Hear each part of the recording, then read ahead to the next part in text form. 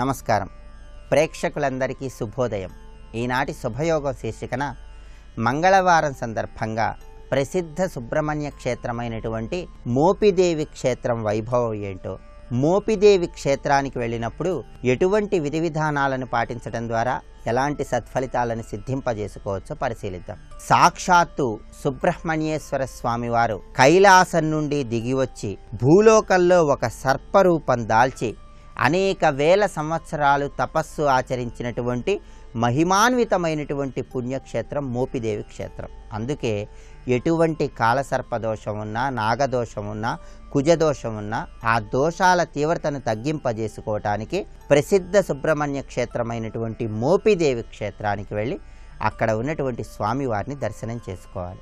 మోపిదేవి క్షేత్రానికి వెళ్ళిన వాళ్ళు ఎవరైనా సరే అన్ని రకాలైన సర్పదోషాల తీవ్రతను తగ్గింపజేసుకోవటానికి ముందుగా ఆ క్షేత్రానికి వెళ్ళినప్పుడు దేవాలయ ప్రాంగణంలో అనేక నాగదేవతల విగ్రహాలు ఉన్నటువంటి మండపం ఉంటుంది.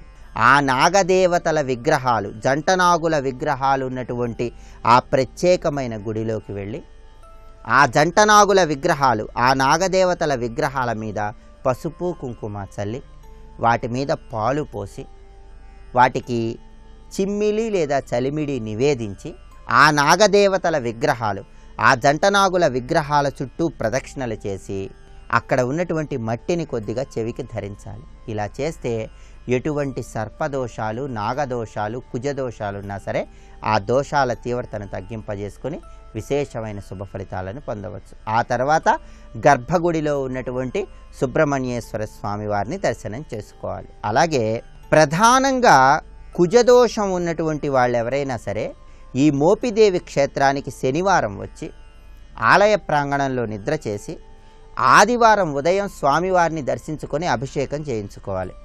ఇక్కడ స్వామివారికి 70 ప్రదక్షిణలు చేస్తే ఎటువంటి దోషం ఉన్నా సరే ఆ దోష తీవ్రతను తగ్గింపజేసుకోవచ్చు. ఇక్కడ మోపిదేవి క్షేత్రంలో సుబ్రహ్మణ్యేశ్వర స్వామివారిని దర్శనం చేసుకున్నాక వెండితో తయారు చేయబడిన సర్ప పడగలు చిన్న చిన్నవి దేవాలయ ప్రాంగణంలో లభిస్తాయి.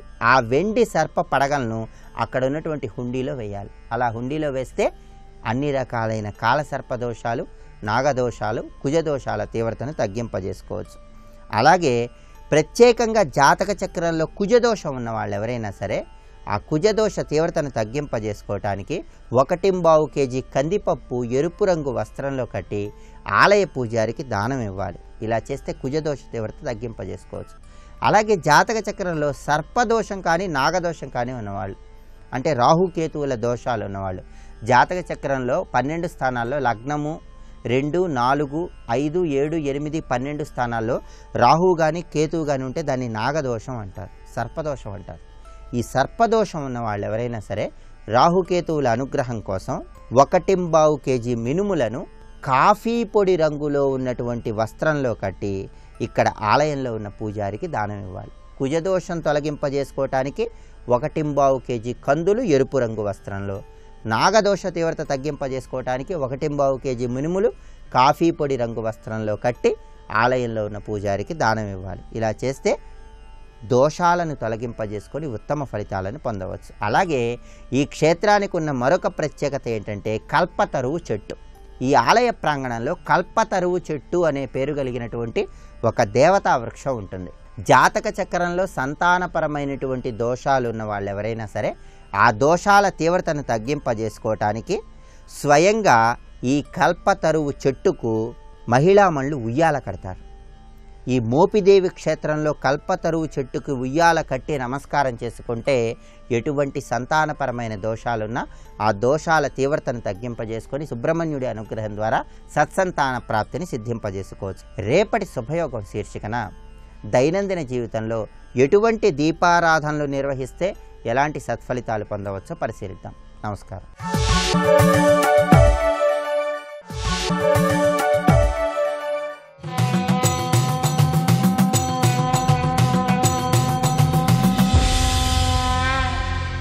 శతక సాహితీ సరస్వతికి నమస్కారం. నీ పాదధూళికై నేడు నీ దరిజేరి సేవింపవచ్చితి శ్రేయమొసగు. నీ దర్శనమునకై నే ఆసగొని పజ్జ స్మరింపవచ్చితి శరణమొసగు. నీ మహాభక్తికై నిశ్చలంబుగా దాపు వసియింకి భజియింతు వరమొసంగు. నీ కృపారసముకై నీ చెంత చేరి నీలీల కీర్తించద మేలొసంగు. రామునకు ప్రియుడవనుచునా మనంబునందు నిను నమ్మిగొల్చెద అభయమిమ్ము. హరిపద విధేయ ఉన్నవపుర సుగేయ అఖిల రిపుకులాజేయ వీరాంజనేయ. ఓ ఆంజనేయ స్వామి, నీ పాదధూళికై నేడు నీ దరిజేరి సేవింపవచ్చితి శ్రేయమొసగు.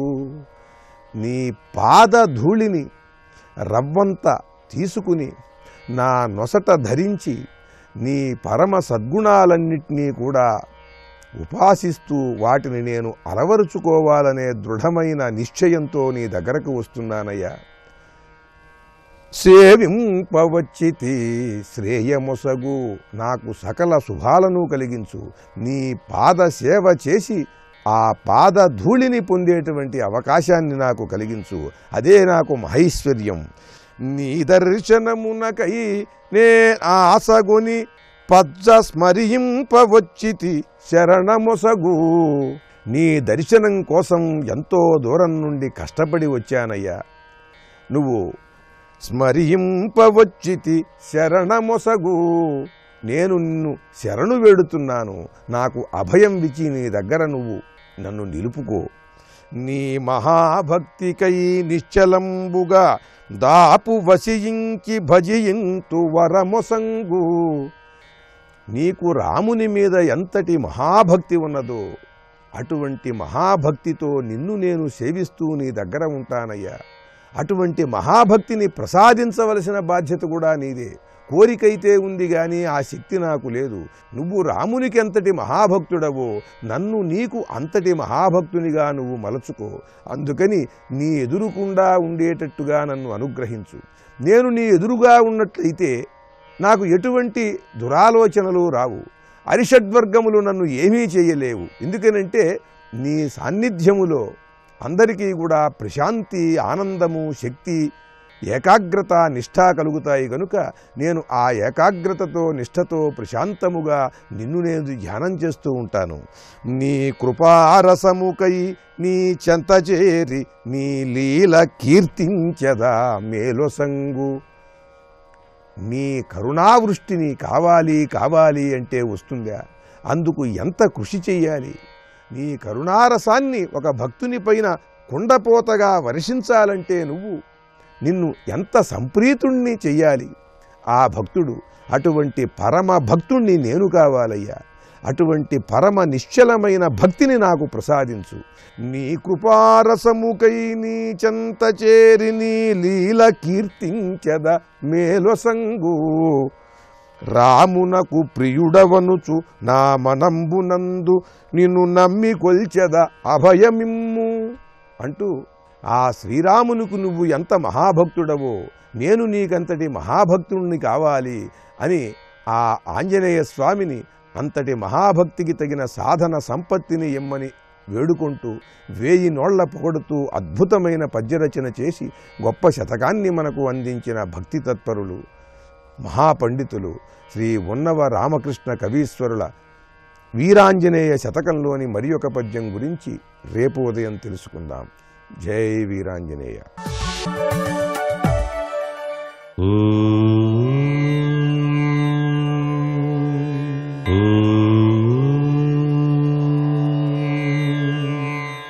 ఓం నమో నారాయణాయ. ఓం నమః శివాయ. శ్రీమాత్రే నమః. మంగళవారం ఆంజనేయ స్వామి ఆరాధన సర్వవిధ శ్రేయోదాయకం.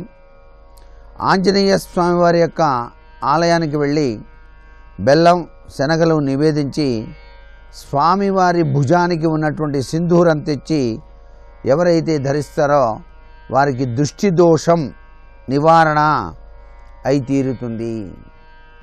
వివిధ రకాలైన దృష్టి దోషాలు తగులుతూ ఉంటాయి మానవుడికి. నరుని దృష్టికి నల్లరాళ్ళు కూడా పగులుతాయని చెప్పేసి సామెత కూడా ఉంది. ఈ దిష్టి దోష నివారణకు ఆంజనేయ స్వామి వారి దేవాలయంలోకి వెళ్ళి ఈ విధి విధానాన్ని పాటించడం సర్వవిధ శ్రేయోదాయకం.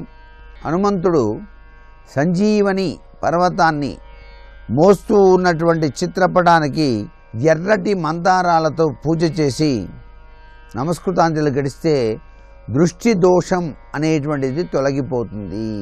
అందుచేత దిష్టి దోష నివారణ కోసం ఆంజనేయ స్వామి వారిని ఈ విధంగా అర్చన చేసి ధరించవచ్చు. అంతేకాకుండా స్వామికి గనక 11 గులాబీలు గనక మంగళవారం నాడు సమర్పించినట్లయితే కార్యాల్లో విఘ్నాలు నివారించబడతాయి.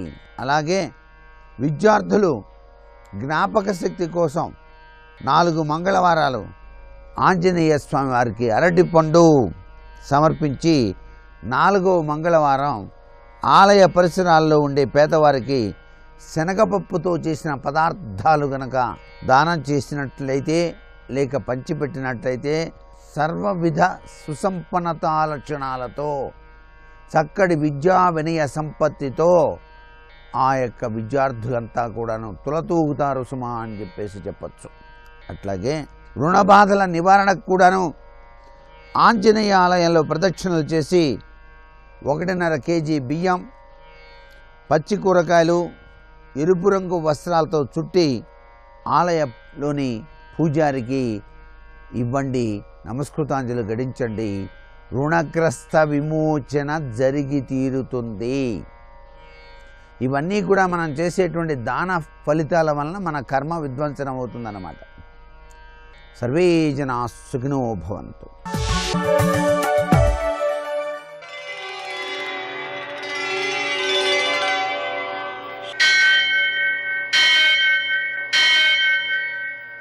సహస్రశీరుషం దేవం విశ్వాక్షం విశ్వశంభువం విశ్వం నారాయణం దేవమక్షరం పరమం పదం విశ్వతః పరమాం నిత్యం విశ్వం నారాయణగుం హరిం విశ్వమేవేదం పురుషస్తద్విశ్వముపజీవతి పతిం విశ్వస్యాత్మేశ్వరగుం శాశ్వతగుం శివమచ్యుతం నారాయణం మహాజ్ఞేయం విశ్వాత్మానం పరాయణం.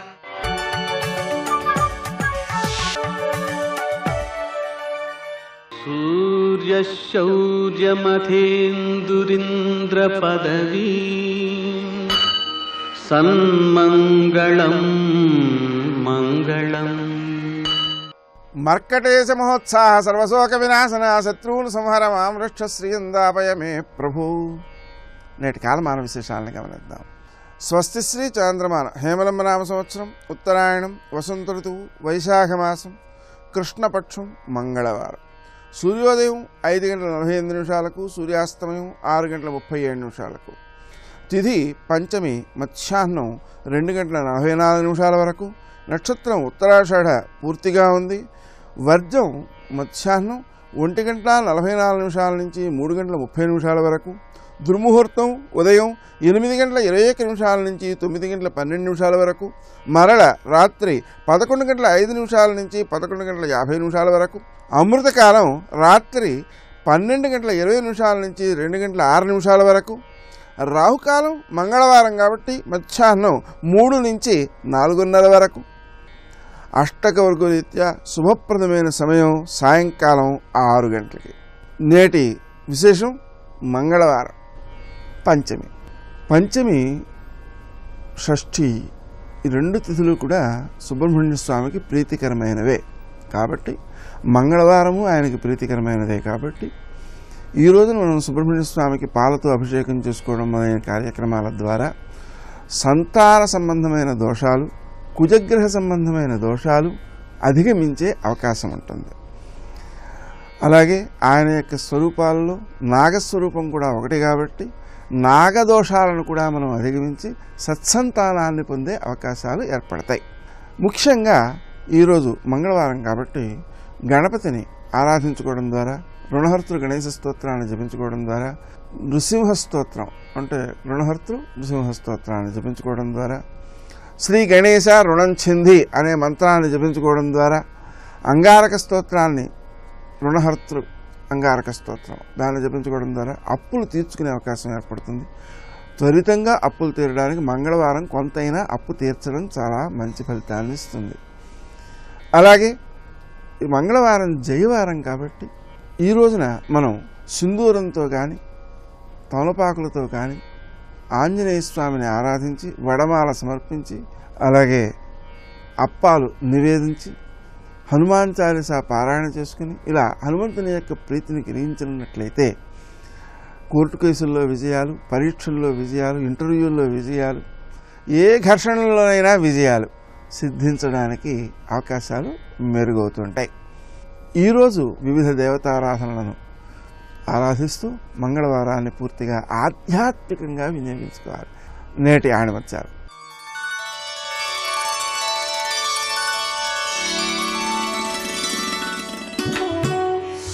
కోపం ఉన్నప్పుడు ఏ పని చేయకూడదు, ఎందుకంటే అన్ని పొరపాట్లే చేస్తాం. భగవంతుడు ఎంతో అందంగా అద్భుతంగా సృజించిన జీవితాన్ని నీ అనుమానపు అద్దాలలోంచి చూస్తూ బాధలు కొని తెచ్చుకోకు.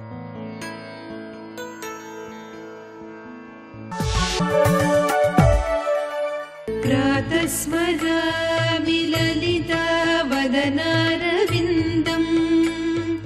బింబాధరం పృథులమౌక్తికశోభినాసం ఆకర్ణదీర్ఘనయనం మణికుండలాఢ్యం మందస్మితం మృదుమదోజ్వల ఫాలదేశం.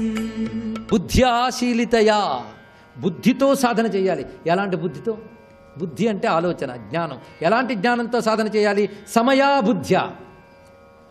సమయాబుద్ధ్య. ఇక్కడ ఇందాక సమయ శబ్దానికి అర్థం పోలిక, ఇక్కడ సమయాబుద్ధ్య అంటే ఇందాకే చెప్పిన సమయాచార తత్పర. అది అమ్మవారి యొక్క సాధనలో సమయా సంప్రదాయం ఒకటి ఉన్నది. శంకరులు ఈ మాట దదానాం దీనేభ్య ఇలాంటి శ్లోకాల్లో సమయినః అనే మాట వాడతారు సౌందర్యలహరిలో. సమయాచార పరులకు అమ్మవారి అనుగ్రహం లభిస్తుంది, మిగిలిన వారికి లభించదు. ఇది సమయాచార తత్పర అనే మాటలో కనబడుతుంది. సమయాచారం పట్లే అమ్మవారికి తాత్పర్యం ఉంటుందిట, అంటే వారి పట్లే అమ్మవారికి ఆసక్తి ఉంటుంది. కనుక అమ్మవారి అనుగ్రహం శీలనము చేసేవారు సమయాచారంతో చేయాలి. సమయాచారం అంటే ఏమిటి? ఇది మనం అనేక మార్లు చెప్పుకున్నాము. శివశక్తుల సమత్వముతో ఆరాధించడమే సమయాచారము. శివశక్తుల్ని భిన్నముగా ఆరాధించరాదు, శివశక్తిని కలిపి చూడాలి. ప్రపంచమంతా శక్తిని చూస్తున్నాం, ఈ శక్తి శివునిదిగా చూడు, అంతే, ఇంకోటి లేదు. పరమాత్మ యొక్క శక్తిగా దర్శించు. అది చేస్తే విశ్వరూప సందర్శనం మరొకట్లేదు. అదే సమయాచారం అనగా శివశక్తుల ఏకత్వముతో ఉపాసించడము, దీన్ని సమయాచారం అని అంటారు. ఇది పాటించడమే సదాశివ పతివ్రత. సమయం అనేది ధర్మం, స్త్రీకి పాతివ్రత్య ధర్మం. పాతివ్రత్య ధర్మం అంటే భర్తని ఎడబాయని తరము. అలాగే అమ్మవారిని సదాశివ పతివ్రతగా ఉపాసించు. అందుకే ఈ మాట వశిన్యాది వాగ్దేవతలు ఈ సంప్రదాయం పాటించారు. మీరు పరిశీలించండి, మొట్టమొదటి నుంచి అమ్మవారి సౌందర్య వర్ణన చేస్తూ ఉంటారు. చేస్తూ చేస్తూ మధ్యలో అంటారు కామేశబద్ధ మాంగళ్య సూత్ర శోభిత కంధర. వెంటనే ఆయన గుర్తొస్తాడు మనకి. పైగా కామేశ జ్ఞాత సౌభాగ్యమార్ధవో రుద్వయాన్విత. శివునకు మాత్రమే తెలుసుట అమ్మవారు కూర్చున్నప్పుడు ఎంత మెత్తగా ఉంటుందో. అంటే అర్థం ఏంటి? శివునికి మాత్రమే తెలుసు అంటే శివుని మాత్రమే స్పృశిస్తుంది అమ్మవారు, ఇంకోటి స్పృశించరు. శంకరుల ఆనందలహరిలో పరమశివ దృంమాత్ర విషయం అంటారండి. శివునికి మాత్రమే తెలుసుట అమ్మవారు, తెలియదండి. అందుకే అమ్మ అన్నది సీతమ్మ, రాముని తప్ప అన్యుని స్పృశించను అనేది. అది సమయాచారం అంటే, అది పాతివ్రత్యం అంటే గుర్తుపెట్టు. అది సదాశివ పతివ్రత. అమ్మవారు సదాశివ పతివ్రత. అలాగా ఎవరైతే శివశక్తుల భేదము తెలిసి ఉపాసన చేస్తారో అలాంటి సమయా బుద్ధ్యా సదైవ శీలతయా, అలాంటి సమయ బుద్ధి కలిగిన వారి చేత ఎల్లవేళలా పూజింపబడే తల్లి, సంధ్యాకాంతులతో సమానమైన ఎరుపు కాంతుల తల్లి ఉమా, ఉమయా కాంచీరతయా. అలాంటి ఉమాదేవితో అన్నారు ఇక్కడ. ఉమాదేవితో, సమయాచార పరులచే ఉపాసింపబడే తల్లితో, ఎర్రని కాంతుల తల్లితో నాకు తాదాత్మ్యం లభిస్తుందా అన్నాడు చివరికి మాట. నమయా లభ్యేత కింతు తాదాత్మ్యం. నాకు తాదాత్మ్యం దొరకదా ఏమిటి అన్నాడు. ఈ దొరకదా ఏమిటి అనే మాట, ఆ ఎక్స్ప్రెషన్లో ఉన్న బ్యూటీ, ఆ గొప్పతనం చూడండి ఎంత చక్కగా ఉన్నదో. నమయా లభ్యేత కింతు తాదాత్మ్యం. అలాంటి ఆ తల్లితో, అంటే సమయాచార పరుల చేత ఉపాసింపబడే తల్లితో, ఉమాదేవితో, అక్కడ ఉమా శబ్దం వాడేడండి, అది గొప్ప విషయం. ఆ ఉమాదేవితో నాకు తాదాత్మ్యం లభించదా అంటే ఇందులో ఎంత ఆర్తి ఉన్నదంటే, నేను ఇంతవరకు సమయాచారంలో పాటించాను, ఇంత సాధన చేశాను. ఇంత సాధన చేసినందుకు ఫలితం ఏం కావాలి? తల్లితో తాదాత్మ్యం చెందిపోవాలి. తాదాత్మ్యం అంటే అభేద ఉపాసన, అభేద ఉపాసన, అభేద స్థితి కావాలి. ఇది లభించదా ఏమిటి అనడంలో లభించదా ఏమిటని ఆర్తి ఉంది. ఇంత కష్టపడ్డానే నాకు దొరకదా అని ఆర్తి. దొరకదా అని ఆర్తికి అర్థం ఏంటో తెలుసా? అది దొరకాలి అని తపనంది. అక్కడ ఆర్తి ఉంది. రెండవ ఆర్తి ఏంటో తెలుసా? నాకు దొరకదా అనడంలో నాకు దొరకదా ఏమిటి, దొరికి తీరుతుందని విశ్వాసం ఉందండి. అదొకటి. మనం అంటాం నేను ఇంత కష్టపడ్డా నా దొరకదా ఏమిటి, దొరకదా ఏమిటి అనే మాటకి దొరకదేమో అని భయమే కాదు, దొరుకుతుందనే నమ్మకం కూడా ఇక్కడ ఉన్నది. అందుకు సమయాచారముతో అమ్మవారిని ఉపాసన చేసేనే నాకు తాదాత్మ్యం దొరకదా అంటే మనకు కావాల్సింది ఏమిటి? ఆ తల్లిలో నేను కరిగిపోవాలండి. అదే తాదాత్మ్యం అంటే. అహమిత్యేవ విభావయే భవాని. ఈ అహం ఆ తల్లి రూపంలో కరిగిపోవాలి. ఈ దేహగతమైన అహంకారం ఆ తల్లిలో కరిగిపోవాలి మొత్తం. అది తాదాత్మ్యం అనే మాటకు అర్థం. ఆ తల్లితో తాదాత్మ్యం లభించదా, ఇది దీని యొక్క భావం. ఓ కామాక్షి, అనేక శ్లోకాల్లో సంబోధన ఉంటూ ఉంటుందండి, కామాక్షి కామాక్షి కామాక్షి అని. ఈ సంబోధన చేయడంలో ఉద్దేశం ఏంటో తెలుసా? ఈ శ్లోకాలు మీకోసం నా కోసం రాయలేదని అమ్మవారితో చెప్పినవని అర్థం. ఇక్కడ కామాక్షి అని ఆవిడని అడ్రస్ చేస్తూ చెప్తున్నారు ఆయన మొత్తం. ఇక్కడ ఆవిడతో చెప్తూ, అమ్మా నీ పదపూజన చేస్తూ సంతోషంతో తరంగితుడైపోయేవాడు, చూడండి తరంగితుడు అనే మాట వేశారు ఇక్కడ. నీ పూజ చేస్తూ సంతోషంతో తరంగితుడైపోయేవాడు, అలాంటి జంతువు వాడికి బంధం ఉంటుందా తల్లి అన్నాడు ఇక్కడ. అంటే అమ్మవారి పూజని ఆనందంగా చేసేవాడికి బంధం ఉండదు, అది ఇక్కడ తెలుసుకోండి. అమ్మవారి పూజ చేసేవాడికి బంధం ఉండదని చెప్పడం కాదు. పూజ చేసేవాడికి ఎలాగూ బంధం ఉండదు, అలాగని పూజ చేసే వాళ్ళందరికీ బంధం లేకుండా ఉంటుందా? ఈ మాట కొంచెం జాగ్రత్తగా పట్టుకోండి. అమ్మవారి పూజాపరాయణులు చాలామంది ఉన్నారు. సంతోష తరంగితశ, అది వాళ్ళు పూజ చేసినప్పుడు ఎలా ఉంటుందో తెలుసా? వాళ్ళకి బాహ్య శ్రీచక్రం అక్కర్లేదు. బాహ్యం చేసినా లోపల చేసినా సంతోషంగా చేయాలండి. మనం పూజలు చేసేటప్పుడు పూజ చెయ్యడం వల్ల ఏదైనా సంతోషం దొరుకుతుందేమో అనుకుంటాం, కానీ పూజే సంతోషం అనుకో, వచ్చింది అది బాధ. పూజని సంతోషంగా చేస్తే దానివల్ల ఏదో అక్కర్లేదండి, పూజే సంతోషం. వాడికి ఇంకోటి కావాలా? అలా చేయగలిగితే అమ్మవారు చేతిలో అందుకుంటారండి పూజను. అలాంటి వాడు పూజ అందుకుంటారు, అలాంటి వాడిని అనుగ్రహిస్తారు. ఆ మాట త్యాగరాజ స్వామికి తెలుసు. అందుకంటారు తులసీ దళములతో సంతోషముగా పూజింతన్నాడు మహానుభావుడు. తులసీదళములతో పూజింతనలే, సంతోషముగా. ఒక్కొక్క తులసిదళం వేసేటప్పుడు ఆ రామచంద్రమూర్తి యొక్క భవ్యమైన స్వరూపం ఆయన యొక్క పాదాల మీద పడుతున్నట్టు అలా భావించేవారు. అందుకు అలా సంతోష తరంగితస్య, అమ్మవారిని పూజించుతూ సంతోషంతో తరంగితుడైపోవాలి. తరంగితం అనే మాట గొప్ప ఫ్రీక్వెన్సీ అండి. సరిగ్గా మాట ఫ్రీక్వెన్సీ, పౌనఃపుణ్యం, మాటిమాటికి అదే అనమాట.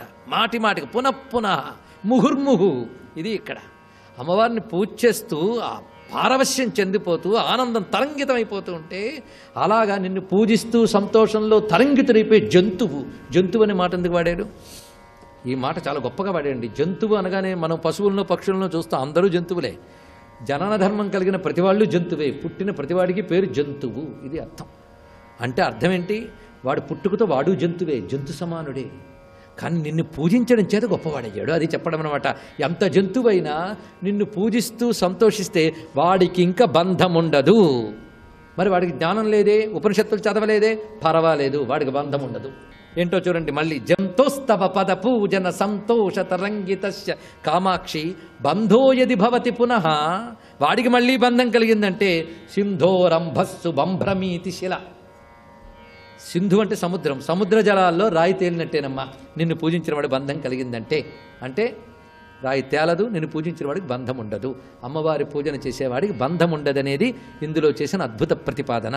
ఇంతవరకు మన శ్లోక సమీక్ష చేసుకుంటే అమ్మవారి స్వరూపం మనకి కరుణామయంగా మాత్రమే కాకుండా ఆ తల్లి శివుని యొక్క ఐశ్వర్య రూపమని, శివునికి అభిన్న అని ప్రకటిస్తూనే ఆవిడ వేద తాత్పర్య వస్తువు, ఇది అని నిర్వచించలేని ఏ ఆత్మవస్తువు ఉన్నదో ఉపనిషత్తు ప్రతిపాదించిందో ఆ తత్వమే అమ్మవారు.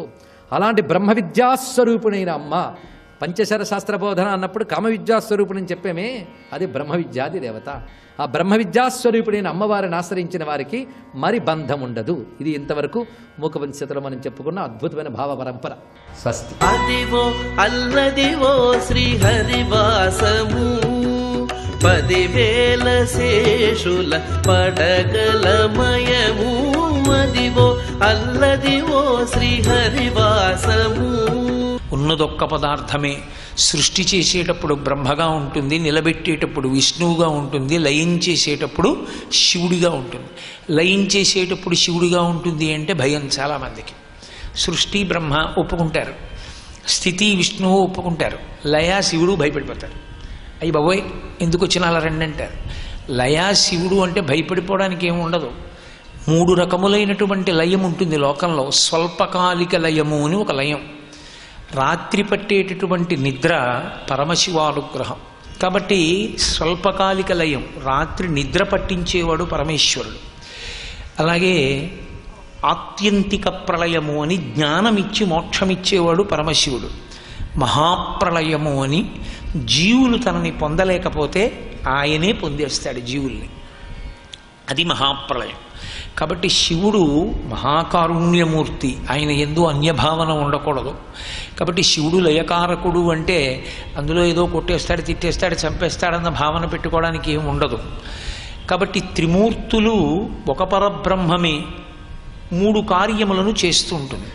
సృష్టి చేశాడు అని స్థితి చెయ్యకూడదని లేదు, స్థితి చేశాడు అని లయ చెయ్యకూడదని లేదు, లయం చేస్తాడు అని స్థితి చెయ్యకూడదని లేదు, స్థితి చేస్తాడు అని సృష్టి చెయ్యకూడదని లేదు. అందుకే పరబ్రహ్మము 3 పేర్లతో వ్యవహరించిన అన్ని పనులు చేస్తూ ఉంటారు. ఇప్పుడు ఈ త్రిమూర్తుల యందు ఆధిక్యత ఎవరిది అన్న ప్రశ్న ఒకటి వచ్చింది. కలియుగం ప్రవేశిస్తోంది కదండి, చిత్ర విచిత్రమైన ఆలోచనలు. దీనికి భృగు మహర్షి బయలుదేరాడు, నేను నిర్ణయిస్తాను. ఎవరు భృగువు? భృగువు బ్రహ్మగారి యొక్క హృదయము నుండి జనించినవాడు.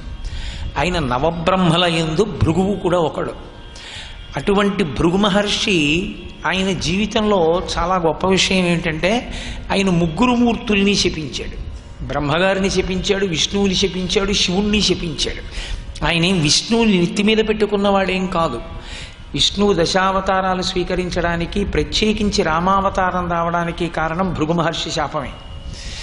అంటే అలా ఎందుకండి శాపం ఇస్తూ ఉండడం అంటే, అపారమైనటువంటి తపశ్శక్తిని గణించినప్పటికీ భావమునందు ఉద్రేకమును పరీక్షించుకోగలిగినటువంటి శక్తి లేకపోతే అది శాపవాక్కుగా విడుదలవుతూ ఉంటుంది.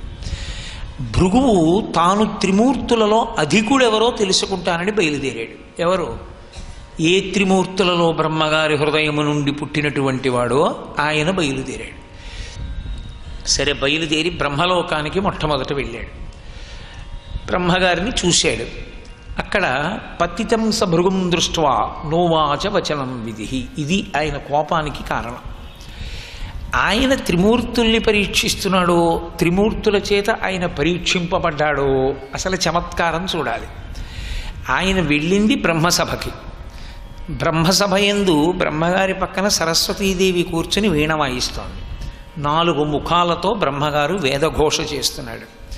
మహర్షులందరూ సభలో కూర్చుని ఉన్నారు. ఈయన నేల మీద పడ్డాడు. భృగువు వెళ్ళి బ్రహ్మగారు ఏం మాట్లాడలేదు, ఊరుకున్నాడు. అలా ఊరుకోవచ్చా అండి అని మీరు నన్ను మాట అడగచ్చు. నమస్కారమునందు ఒక వైశిష్ట్యం ఒకటి ఉంటుంది. కొందరు ఆశీర్వచనం చెయ్యాలి. నమస్కారం చేస్తే ఆశీర్వచనం చెయ్యకుండా ఉండకూడని ఆశ్రమాలు కొన్ని ఉంటాయి. నమస్కారం చేస్తే లౌకికమైన ఆశీర్వచనము ఎప్పుడూ చెయ్యనటువంటి ఆశ్రమాలు కొన్ని ఉంటాయి. పరమేశ్వరుడికైతే 3 మార్లు చెయ్యాలి, తల్లిదండ్రులకైతే 1 మారే చెయ్యాలి నేల మీద పడి. నమస్కారం ఎలా చెయ్యాలి అన్నది శాస్త్రం చెప్పింది. కాబట్టి నమస్కారమునందు ఒక లక్షణం ఉంటుంది. అన్ని వేళలా అందరూ నమస్కారాన్ని పుచ్చుకుని నోటితో తిరిగి చెప్పాలని నియమమేం లేదు. అందున చతుర్ముఖ బ్రహ్మగారి దగ్గర ఒక లక్షణం ఉంటుంది. ఎప్పుడు బ్రహ్మసభ యందు ఎప్పుడు ఎవరుంటారంటే సన్యాసాశ్రమ స్వీకారం చేసి బ్రహ్మకల్పం అయిపోయిన తర్వాత మోక్షానికి వెళ్ళవలసిన వాళ్ళు బ్రహ్మసభలో కూర్చుని ఉంటారు. అందుకని విద్వద్గోష్ఠి జరుగుతుంటుంది. ఆయన పితామహుడు 4 ముఖములతో ఎప్పుడు వేదాన్ని పఠిస్తూ ఉంటాడు. పక్కన సరస్వతీదేవి సహకరిస్తూ ఉంటుంది. ఆయన చూసి మనసులో దాన్ని స్వీకరిస్తే చాలు, ఆయన ఇలా చూస్తే చాలు. నమస్కారం చేసినవాడు దేనికి చెయ్యాలంటే వినయానికి చెయ్యాలి తప్ప, నమస్కారం చేసినవాడు నమస్కారం చేసేసి అవతల వాడిని చెప్పించేస్తానంటే ఇంకెందుకు ఆ నమస్కారం, ఇంకెందుకు చేసినట్టు? అందులో వినయావిష్కారం ఏమున్నట్లు? ఆయన వెంటనే అనుకున్నాడు, బ్రహ్మగారికి కించిత్ అజ్ఞానం మిగిలిపోయింది అన్నాడు. ఎంత చమత్కారమో చూడండి, కలియుగ లక్షణం. బ్రహ్మగారికి కించిత్ అజ్ఞానం ఉంది కాబట్టి ఇతను ఆరాధనీయుడు కాడు, యజ్ఞఫలము ఈయనకి ఇయ్యబడదు. ఆయనే తీర్మానం చేసేసుకున్నాడు. బ్రహ్మసభని విడిచిపెట్టి వెళ్ళిపోయాడు. అక్కడ నుంచి బయలుదేరి గబగబా కైలాసానికి వెళ్ళాడు. ఆ కైలాసానికి వెళ్ళి కైలాస శిఖరాల వంక చూశాడు. చూసి కైలాసగిరిమాసాద్య తత్ర దృష్ట్వా త్రిలోచనం, 3 కన్నులున్నటువంటి పరమేశ్వరుణ్ణి చూశాడు. 3 కన్నులున్నవాడు అన్నప్పుడే మీకు అర్థమైపోవాలి. 3 కన్నులున్నవాడు అంటే పరమశివుడి యొక్క 3వ కన్ను నిజంగా పైకి కనపడిందనుకోండి, అంతకన్నా అందవికారమైన రూపం లోకంలో ఇంకోటి ఉండదు. ఎందుకంటే ఇక్కడ కానీ కన్ను కనపడితే చాలా అసహ్యంగా ఉంటుంది, ఏదో విచిత్ర వ్యక్తిలా ఉంటాడు అతను. అందుకే ఆ కన్ను ఎలా ఉంటుంది, మరి ఎలా కనపడుతుంది అని అడిగారు. దాన్ని లింగ పురాణం వ్యాఖ్యానం చేసింది. ఘృతరీతి ఘనీభూతం సచ్చిదానంద విగ్రహం అని చెప్పింది. ఆ 3వ కన్ను 3వ కన్నుగా కనపడదు పరమేశ్వరుడిది, అది కుంకుమ బొట్టులా ఉంటుంది. ఆయన ఎప్పుడైనా కన్ను తెరవాలి అనుకుంటేనే అది కన్నుగా రెప్ప విప్పుకుంటుంది. అసలు పాలనేత్రాన్ని విప్పడం అంటే కాముండి దహనం చేయడము అని మహాజ్ఞానిగా పరమశివుడు నిలబడతాడు అని దాని అర్థం. ఆయనే జ్ఞానగంగాధరుడు అని. కాబట్టి ఇప్పుడు పరమేశ్వరుణ్ణి చూశాడు. ఆయన పక్కన పార్వతీదేవి ఉంది. వాళ్ళిద్దరూ కామక్రీడయందు పరవశాన్ని పొందుతూ ఉన్నారు. మీరు ఇప్పుడు కాదు, మీరు ఈ భాగవతం చదవండి, ఎక్కడ చదవండి, మీకు ఎప్పుడైనా సరే కైలాసంలో ఎవరైనా విడితే పార్వతీ పరమేశ్వరుల దర్శనం ఎలా అవుతుంది అంటే వాళ్ళిద్దరూ కామక్రీడయందున్నారు అనే చెప్తారు. ఇప్పుడు సాధారణంగా 99.9% విషయాలలో పార్వతీ పరమేశ్వరుల కామకేళి జరుగుతోందని చెప్తారు. దాని పేరే కైలాసము. కైలాసము అంటే కేళి సమాహారమైనది అని అర్థం. ఏమి కేళి జరుగుతుంది, ఏది కైలాసము అంటే పార్వతీ పరమేశ్వర తత్వము ఆనంద భైరవ ఆనంద భైరవీ తత్వంతో ఉంటారు వాళ్ళిద్దరు. ఎప్పుడైనా శరీరంలో ఉన్నటువంటి అవయవములు కదిలితే అది శివతత్వం. అందుకే తాండవమంతా కేవలము శివుడిది. అసలు తాండవము స్త్రీ సంబంధము కాదు. అందుకే పార్వతీ పరమేశ్వరుల మధ్య అటువంటి పోటీ వస్తే చిదంబరంలో నటరాజస్వామి గెలుస్తాడు. ఆయన కాలు అంతెత్తి అమ్మవారికి బొట్టు పెడతాడు, అమ్మవారు అలా కాలెత్తదు. అందుకే నాట్యమునకు తాండవమునకు అధిదేవతగా నటరాజుగా పరమశివుడు మిగిలిపోయాడు. అమ్మవారిది లాస్యం. అందుకే నృత్యము సంగీతమునందు అంతర్భాగం. సామవేదంలో సంగీతం అని ఎప్పుడైనా అన్నాం అనుకోండి, సంగీతము అన్న మాట యందు నృత్యము వేరైపోదు. నృత్యము సంగీతము వాద్యము 3 కలిపి సంగీతము అని పిలుస్తారు.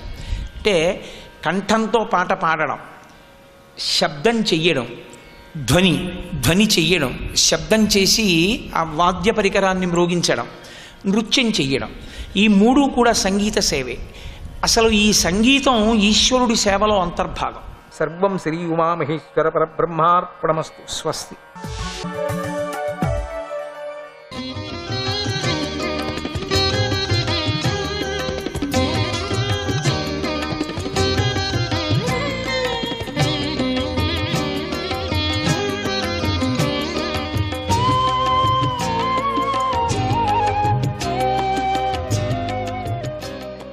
అదోక్షజాయ నమః.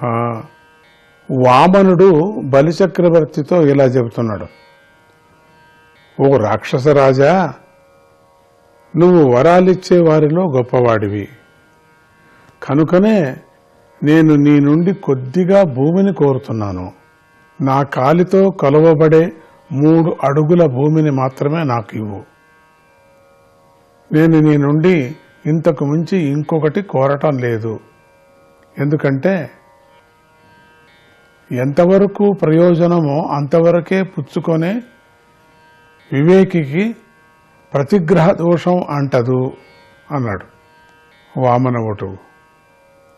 అప్పుడు బలిచక్రవర్తి ఇలా అన్నాడు, ఆహా, ఓ బ్రాహ్మణ బాలక, నీ మాటలు పెద్దలు మెచ్చుకోదగినవై ఉన్నాయి.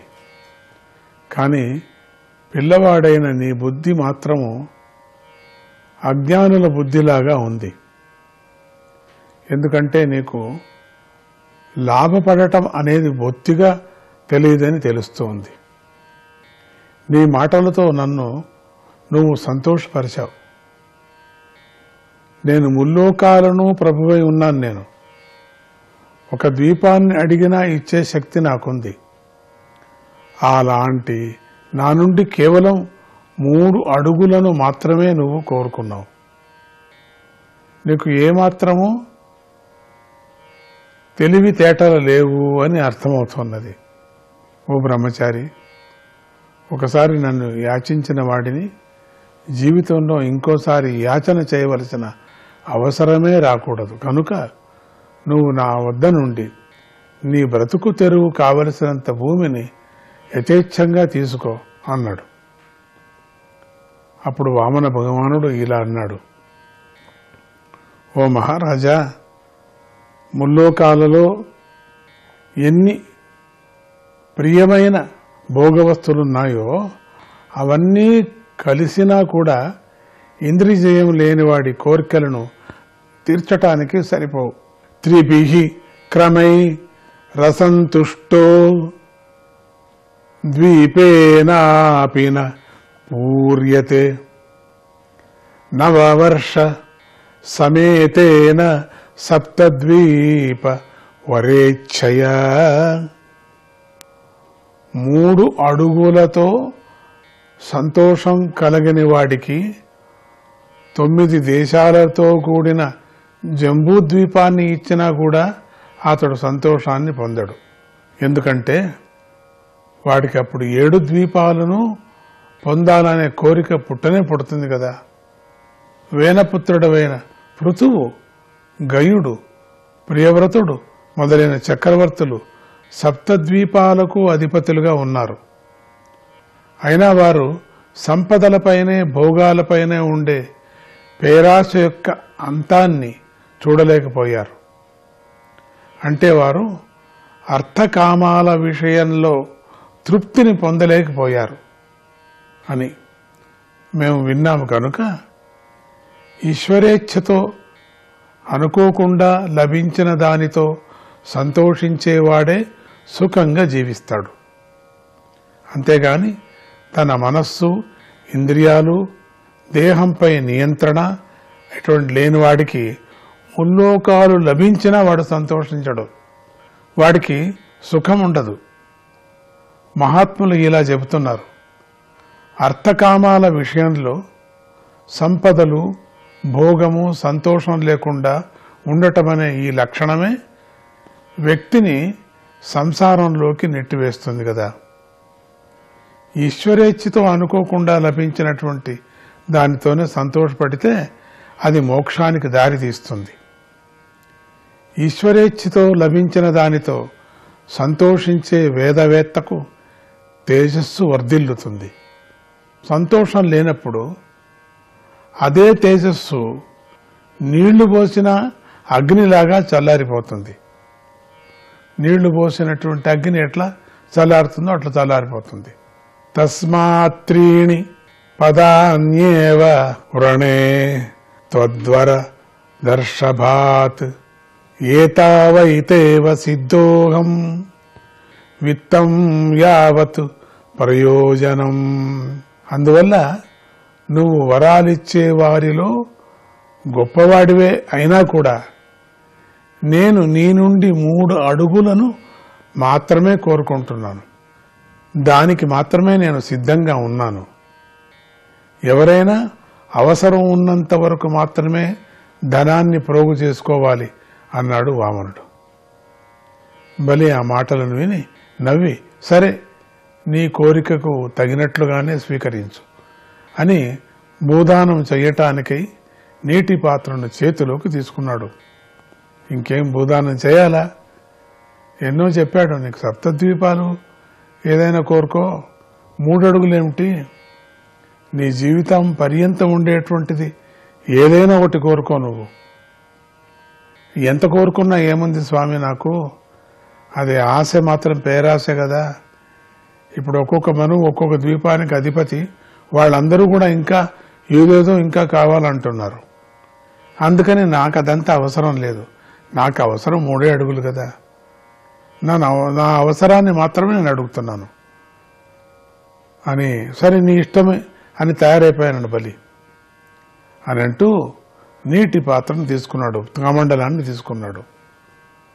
గొప్ప జ్ఞాని అయిన శుక్రాచార్యుడు ఇదంతా గమనిస్తూనే ఉన్నాడు. వీళ్ళు సంభాషణ వింటూ ఉన్నాడు శుక్రాచార్యుడు. ఇక్కడ ఏదో కలుగుతుంది, కిటుకు ఏమో చేస్తున్నాడు. ఈ బాలుడు సామాన్యమైన బ్రహ్మచారి కాదు, వామనుడు కాదు, ఈయన పెద్ద త్రివిక్రూపమైనటువంటి వాడు, త్రివిక్రముడు, పురుషోత్తముడు అనిపిస్తుంది చూస్తే. ఈ చిన్న బాలకుడు ఏమిటి, 3 అడుగులు కోరుకోవటం ఏంటి, దీంట్లో ఏదో ఒక తంత్రం ఉన్నట్టుంది చూస్తే అని అప్పటి నుంచి విచారించి చూస్తున్నాడు. వీళ్ళిద్దరి సంభాషణ చూస్తున్నాడు. ఆయనకు వామన రూపంలో ఉన్నటువంటి విష్ణువు ఏమి చేయబోతున్నాడో కూడా బాగా తెలుసు. మహానుభావుడు కదా, దివ్యజ్ఞాని కదా. శుక్రాచార్యుడికి అర్థమైపోయింది ఇది ఏమో చేస్తున్నాడు పరమాత్ముడని. రాక్షసరాజు అయిన బలి విష్ణువుకు 3 అడుగుల భూమిని ఇవ్వబోతున్నటువంటి సమయంలో శుక్రుడు తన శిష్యుడైన బలితో ఇలా అన్నాడు, ఏష వైరోచనే సాక్షాత్ భగవాన్ విష్ణు రవ్యయః కశ్యపాదదితేర్జాతో దేవానాం కార్యసాధక. ఓ విరోచన పుత్రుడా, బలి ఈ వామనుడు సాక్షాత్తుగా వినాశరహితుడైన విష్ణు భగవానుడు. ఈ బలినేమో చేయటానికి వచ్చాడు అంతే. విష్ణు భగవానుడే ఈ రూపాన్ని వేసుకొని వచ్చారు. అందుకని ఏమో జరుగుతున్నది. ఇతడు దేవతల కార్యాన్ని సాధించటం కోసం కశ్యప పుత్రుడై అదితి గర్భాన జన్మించినవాడు. నువ్వు రాబోయే ఆపదను గుర్తించుకోకుండా ఇతడికి వాగ్దానం చేసేశావు నువ్వు రాజా. నువ్వు చేసిన ఈ పని రాక్షసులకు ఏమాత్రము మేలు చేస్తుందని నేను అనుకోవటం లేదు అని చెప్పాడు. అంటే జాగ్రత్తగా విను, ఏమో చేయటానికి వచ్చాడు. ఈ అదితి గర్భాన జన్మించినవాడు కశ్యపపుత్రుడు, ఈ వామనుడు సాక్షాత్తు పరమాత్ముడు, విరోచన పుత్రుడా. ఓ చెప్తున్నాడు బలి, ఓ బలి, ఈ వామనుడు సాక్షాత్తుగా వినాశరహితుడైనటువంటి విష్ణు భగవానుడు. ఇతడు దేవతల కార్యాన్ని సాధించటం కోసం కశ్యపపుత్రుడై అదితి గర్భాన జన్మించినవాడు. నారాయణ నారాయణ నారాయణ.